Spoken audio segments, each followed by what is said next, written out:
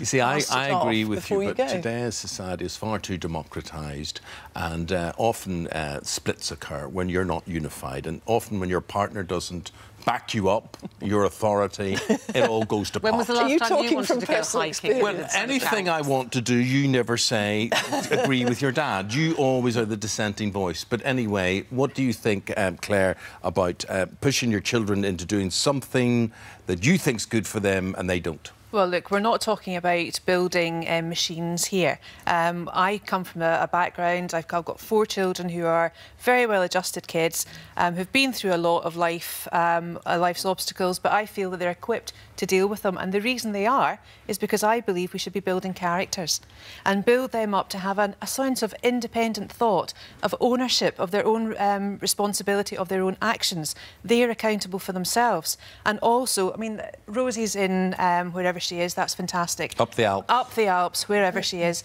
But I really don't think that her children, you know, that's great to say to your kids, look, we're going on a family holiday, because I think family time is great, especially with the siblings, with parents, whoever, is wonderful. You can push everyone to do that.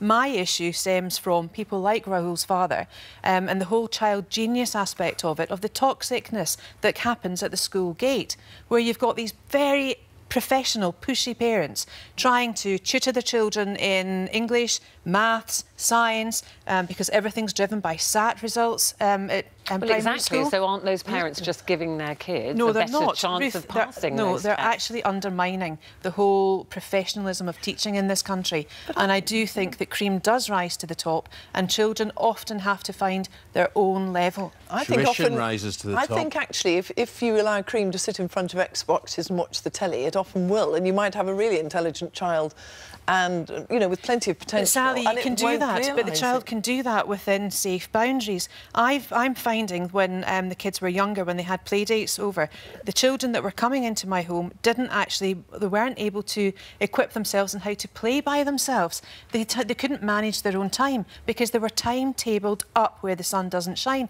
and they couldn't actually get on with life. So, Sally, did you ever let your children, because I take your point there, I mean, you know, you're saying I wanted them to experience lots of things, which is fantastic, but you also said, when I was reading about this, you know, I used to get them up early, I would drive them to this, I made them play tennis, I said, you have to go and do that. Did you ever let them have what the kids call, you know, like a chill day? Downtime. I did, and actually it rather backfired on me on one occasion when I was longing for my daughter to get into the West Midlands netball squad, and she went along to the trials.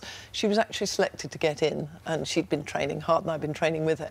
And then, rather brightly, she turned round to the selectors and said, I didn't realise it was going to be every other week. Actually, I'd rather not. And I suddenly thought, chill, you've just got to step back. But Sally, you said a key thing there. You said that you wanted your daughter to do that. Do you think there's a danger in pushy parents living their own lives vicariously through their children? I mean, I did realise at that point that I was doing that too much. The trouble is, if you're essentially competitive, as I am, if you partly give up your old work, because I was working as, you know, media and telly and things, in a way that competitiveness does come out in the children, and it's something I've tried to guard against, but yet still to give them the chance to be good at things, so that they have the option of getting the good grades, they have the choices of... Do you look at them now, they're both in their 20s and doing very well in their chosen careers, do you ever look at them and think they probably would have done well if you hadn't have done all that, because they're probably bright people that would have probably done quite well anyway? I'm sure they would have done fine. I think there would have been quite a lot more lolling about in front of the telly, and it's things like putting them in for scholarships where, if they won the scholarship, you know, it was quite a bit of the school fees. So from our point of view, it was quite handy to have the odd scholarship to help the school fees. Why do you think it's good to let them loll around? I don't think it's good to let them loll around, Ruth. I think I'm more guilty of that than anything than them. But I think it's incredibly important that children have their own parameters, have their own independent thought processes, and indeed let them sit down and study. My eldest is over, as you know, in Queen's and Belfast. Yeah. My second one hopefully will be going there too to read law, and I've got my other 2 probably still in their beds, not even watching Mum. But the lexical choice that you used there about giving up work to look after children, there is no manual that comes when you have children. There's no training manual. No, and we but often... in fairness then, are you both happy, as just final point, are you both happy with the way you've done it? however imperfect, you're both happy? I'm pretty happy. I think there's things that I would now be a bit less pushy, but I would still try to get them, you know, to be fairly academic and to enjoy their work. Well, I'm delighted with my lot, and I absolutely love them dearly, and I wouldn't want them changed for the world. Well, and I would say, we're dream parents, we are.